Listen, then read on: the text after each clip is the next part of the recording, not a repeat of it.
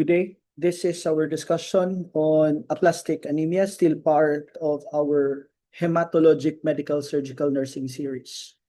So what is aplastic anemia? Aplastic anemia is a condition that is characterized by a decrease in the number of the blood cells produced by the bone marrow at the myeloid site. So what do I mean? Remember, class, that the bone marrow is like a factory. It is a factory which is responsible for the formation of blood cells. So, factory siya nga naghimo sa imuhang RBCs, sa imuhang WBCs, o sa imuhang platelets. Ang problema, class, is that your bone marrow suddenly kay ni shut down. Ang imong factory kay suddenly ni shut down or ni slow down sa iyahang paghimo sa mga blood cells. As a result, your red blood cells, WBCs, and your platelets will have to go down.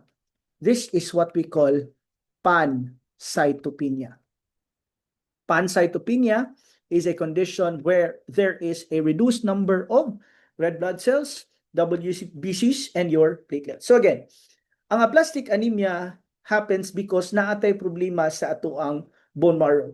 The bone marrow is like a factory that produces the blood cells, red blood cells, WBCs, and your platelets.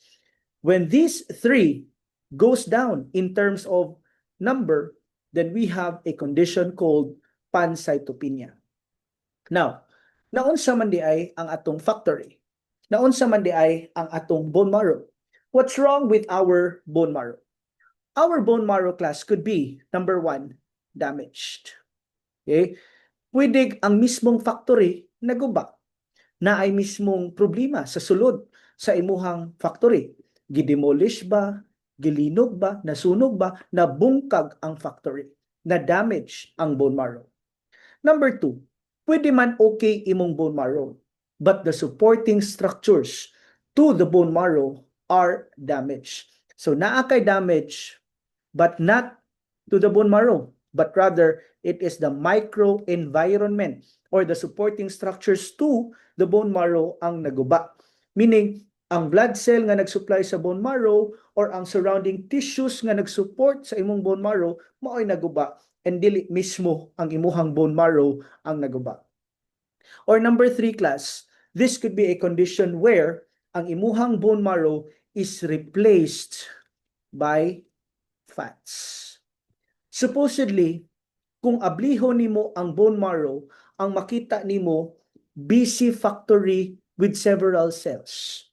Pero in a person with aplastic anemia, pag abli nimo sa factory, pag abli nimo sa bone marrow, ang imong nakita kay mga fats. Okay, so the bone marrow are replaced by fats such that you would now have a lesser space for blood cells to actually be formed. So kung mauding imuhang bukog, okay, naa kay space din ha sa tunga. O naa din ha sa tunga, gihimo ang blood cells. Ang problema, napuno ni siya og tambok, so wa na kay lugar nga pwedeng himuan sa imuhang mga blood cells. So in aplastic anemia, the bone marrow, which is supposed to be a factory which produces blood cells, red, WBCs, and platelets, kay naguba. Number one, mismong siya ang naguba. Number two, the supporting structures ang naguba, such as the blood vessels and the tissues, or that the bone marrow is effectively replaced with fats, such that the bone marrow would have lesser space for blood cell formation. So the higher question would now be, nganong nangaguba man na, sir, ang imong bone marrow, nganong naguba man na ang imong supporting structures, nganong napulihan man na siya og fats? Let's understand the pathophysiology. Well, actually, class, kaning aplastic anemia is one of those conditions which are known to be idiopathic, meaning the cause is unknown or that the cause is not very much understood. So tawgon ta na og idiopathic. But even if idiopathic siya, class, nakita nato that there are associated factors. Natay nakita nga unsa may mga common nga mga condition sa mga tao nga naay aplastic anemia. Well, we could not directly say nga tungod ani nagka-aplastic anemia siya, but we have seen a pattern in people with aplastic anemia. For example, people with aplastic anemia are people to have had a history of prolonged use of chloramphenicol.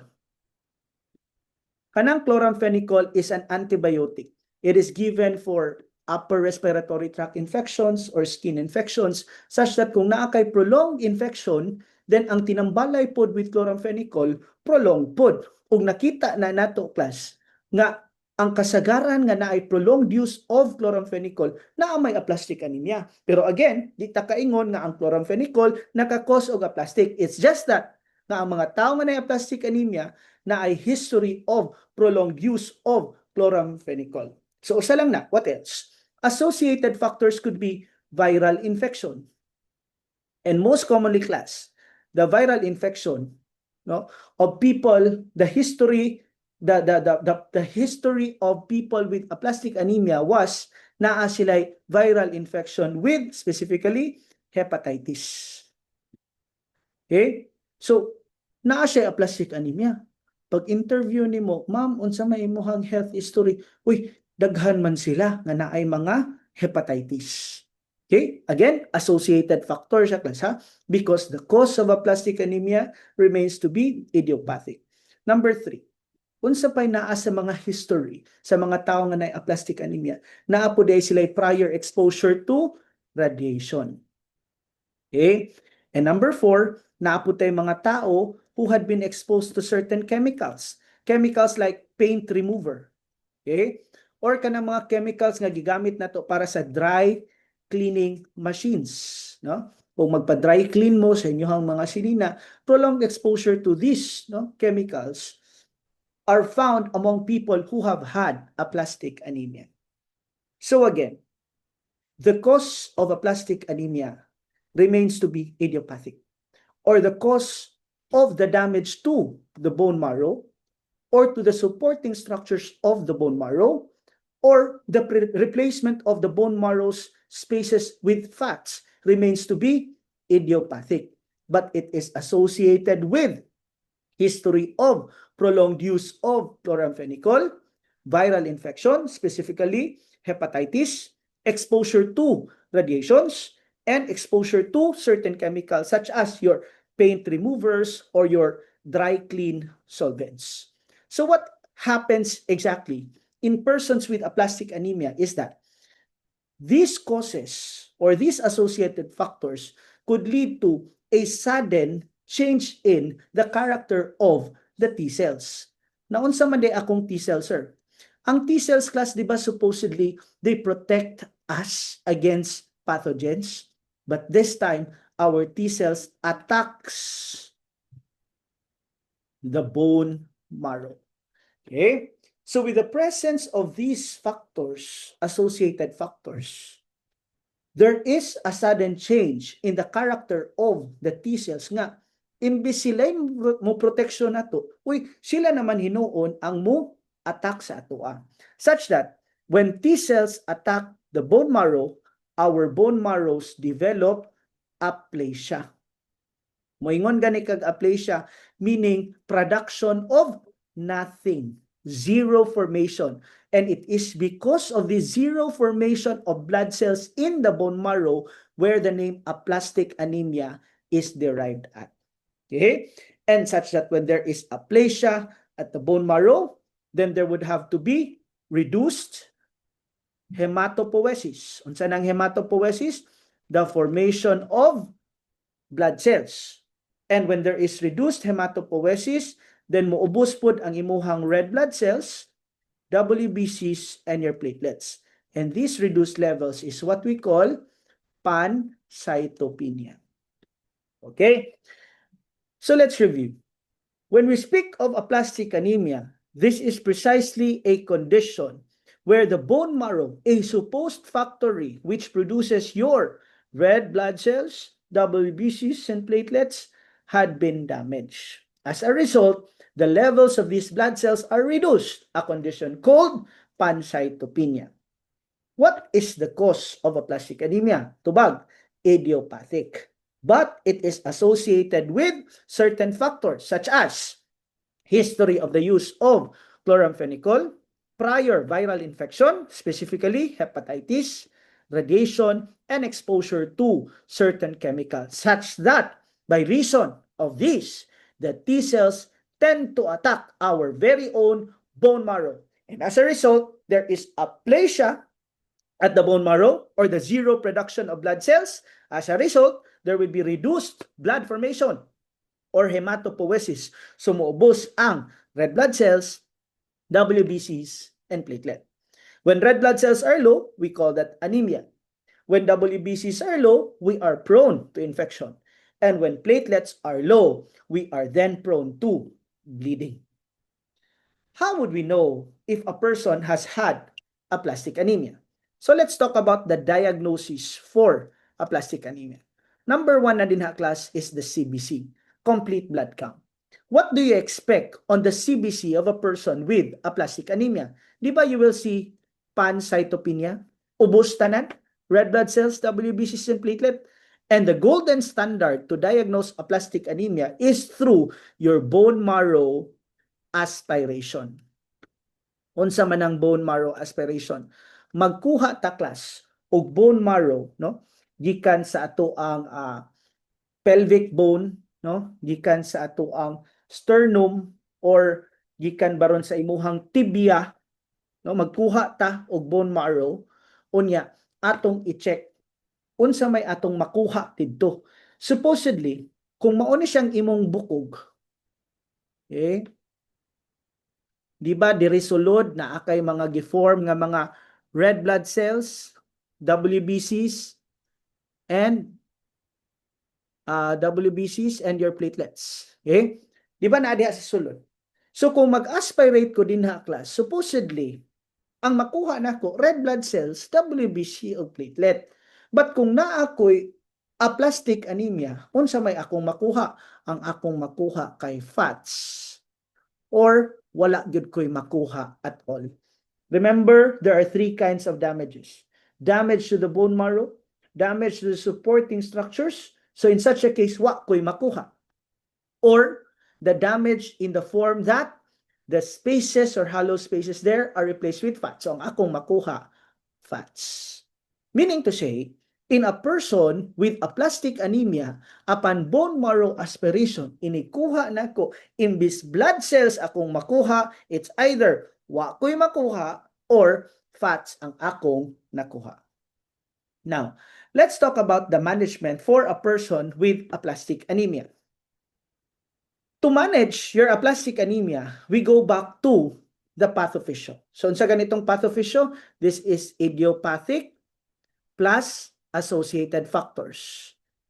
These idiopathic and associated factors would cause the T cells to attack the bone marrow, such that there will be aplasia, such that there will be reduced hematopoiesis, such that there will be reduced red blood cells, WBCs, and platelets are a condition called pancytopenia. It's important that we know this pathophysical class because our management is focused on this pathophysiological basis. Okay. What do I mean? Let's begin with T cells that attacks the bone marrow. Management number one. What can we do in order for the T cells to stop attacking our very own bone marrow? Kay kung wa na niya gi-attack, wa untay aplasia, wa untay reduced hematopoiesis, wa untay pancytopenia, di ba? So, let's try to address this. What can we do in order to stop the T cells from attacking our bone marrow? That is where the management comes in. We call this class as immunosuppression. Okay? Immunosuppression. And for this purpose, the drug of choice or the immunosuppressive agent for aplastic anemia is what we call as an anti-thymocyte immunoglobulin. So again, what medication could be given to stop the T cells from attacking our bone marrow? We give an immunosuppressive agent. What is that? The anti-thymocyte immunoglobulin. And when you give this medication, what is it that the nurse must watch out for? We would watch out for bronchodilatation. spasm or chills. Okay? Ang common nga side effect of giving patients with antithymocyte is bronchospasm and chills. So we prepare our antidotes there, no? Unsa may tambal pwede na to makaparelieve sa imuhang bronchospasm, then we can give epinephrine. Okay? So number 1, in order to manage aplastic anemia, we stop the T cells from attacking the bone marrow. How? By immunosuppression. What is the drug of choice? Antithymocyte, immunoglobulin. What is it that we must watch out for? We watch out for bronchospasm and chills. Number 2, in order to manage the aplasia, di ba class, ang bone marrow is a factory that produces blood cells. Unsa may nahitabo sa aplastic anemia? Ang bone marrow, wa na nihimo og blood cells. That is what we call as aplasia. So what is it that we can do to address the aplasia? That is where bone marrow transplant comes in. Okay? So bone marrow transplantation comes in. So let's talk about bone marrow transplantation. For bone marrow transplantation class, there are 2 persons involved. Okay? We have here the donor and we have here the patient. Okay? Importante that for bone marrow transplantation to be possible or to be effective, kinahanglan si donor o si patient kay compatible sila. Okay? And most often, para wa kay rejection, para compatible sila, mas nindot class kung ang imong donor is igsuon sa pasyente. So they must be siblings. So that's one of the criteria we check. Dili pwede nga manguhit ng kagbisag kinsa dinha para mao imong pahimuon nga donor. Although pwede baya, pero the chances of rejection is higher kung dili mo kaliwat or kadugo. So if you want nga highly effective siya, the donor must be a sibling.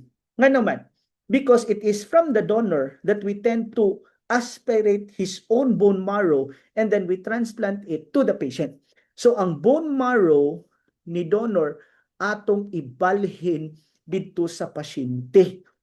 That's why we call it as a bone marrow transplantation. So, unsaon man na sir nga ang bone marrow sa donor mahatag nato ni patient? There are 2 things, no? There are 2 ways that we could do. Number 1, we can use a pelvic bone aspiration. So, ngadto sa pelvic bone or pwede sa tibia, kung children gani class, ang common site is tibia. For infants, tibia. But for children and for adults, most commonly, ang pelvic bone or ang posterior iliac crest. Okay? Kani. Okay? Mao ni siyang posterior iliac crest. Dinha ta magkuha. Musulod tag dagom dinha. Unya, kuhaon ni nato ang blood cells nga naa didto. So we will insert a needle into the posterior iliac crest and we aspirate a liquid bone marrow.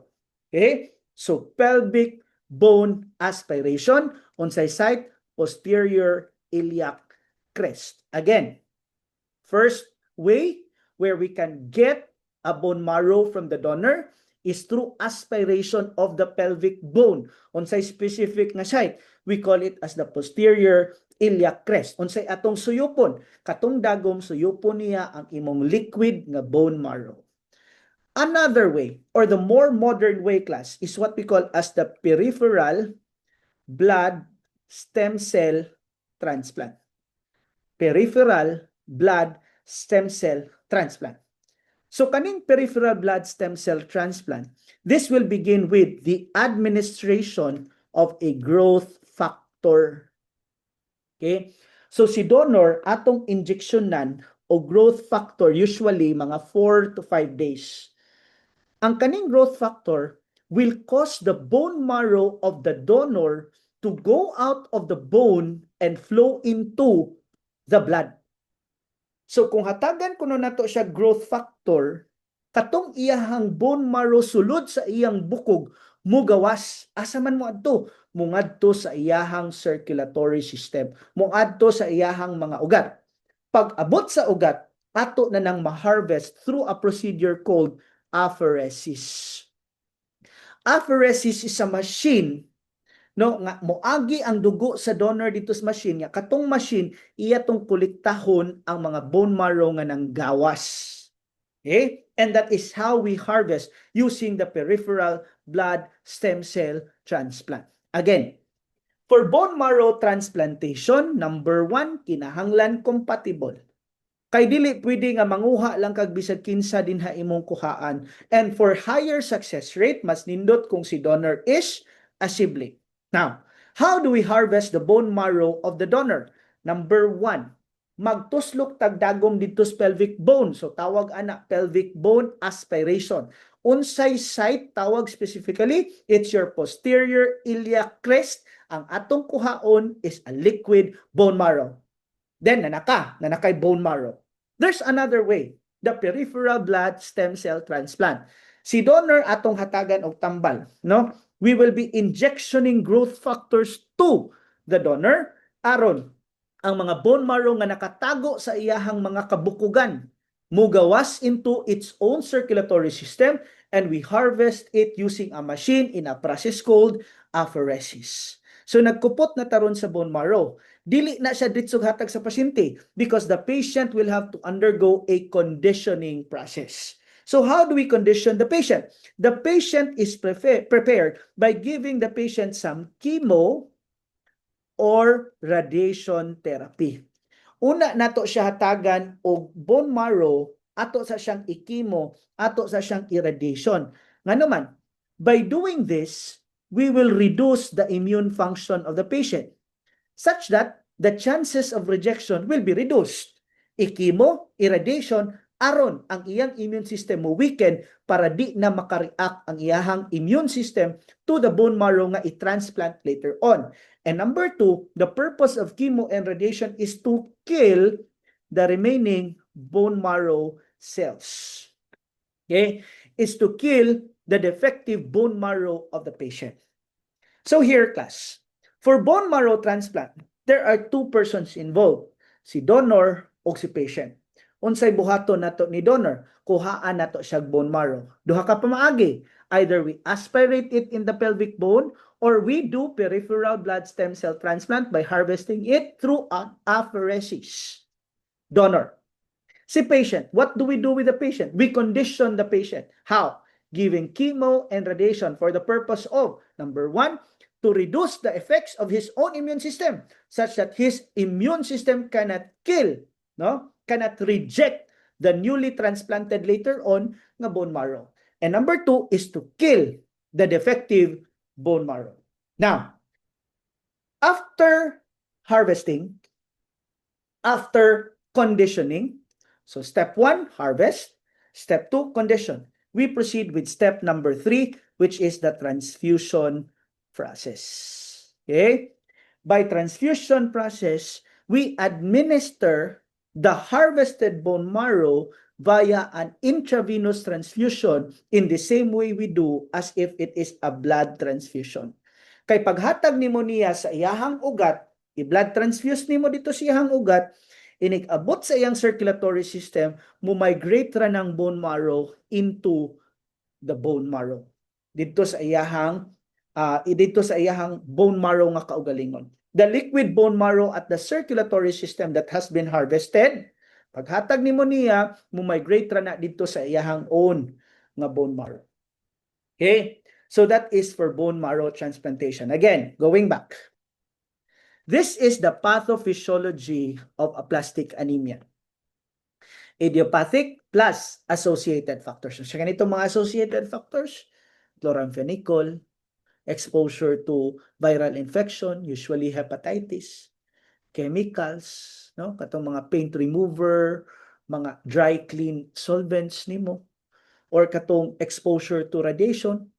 So because of this, your T cells tend to attack your own bone marrow, causing aplasia, reduced hematopoiesis, and eventually pancytopenia. So unsa may gibuhat nato? Number 1, we attempt to stop the T cells from attacking the bone marrow. How? By giving immunosuppression, drug of choice, anti-thymocyte. Number 2, we address the aplasia by a bone marrow transplantation. And for bone marrow transplantation, there are two persons involved. The first person is involved in the harvesting process, where the bone marrow of the donor will be aspirated or pagawso na to siya through the administration of a growth factor, and later on, i-harvest na to by apheresis. The patient, on the other hand, will be conditioned. That's step number 2, where hatag-tag chemo o radiation in order to, number 1, suppress the immune system to prevent rejection, and number 2, to kill the remaining defective blood cells. Okay? Now, we go to step number 3, where the harvested na bone marrow, liquid bone marrow, will be transfused like a blood transfusion, and as it reaches the circulatory system, it will migrate to the patient's own bone marrow. Okay? So that's for bone marrow transplantation. And finally, supportive. Unsa man ang supportive?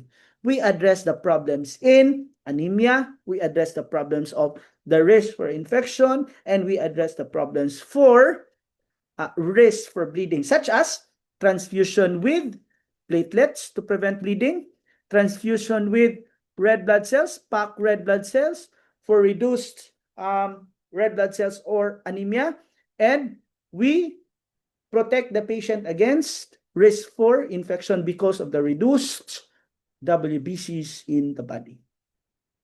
Now, that ends our discussion on aplastic anemia. But before that, let me leave you some practice questions to check or to gauge whether we have truly understood the concept. Mr. Santos, 38 years old, was admitted to the hospital with complaints of fatigue. Okay? This is related to anemia. Right? Frequent nosebleeds. This is related to low platelets. Okay? And fever. This is related to low WBCs. Okay? So, naa siya'y anemia, naa siya'y nosebleeding, nasa siya'y fever. So, meaning ubos ang red blood cell, ubos ang platelets, ubos po ang WBC. So, unsa man ni?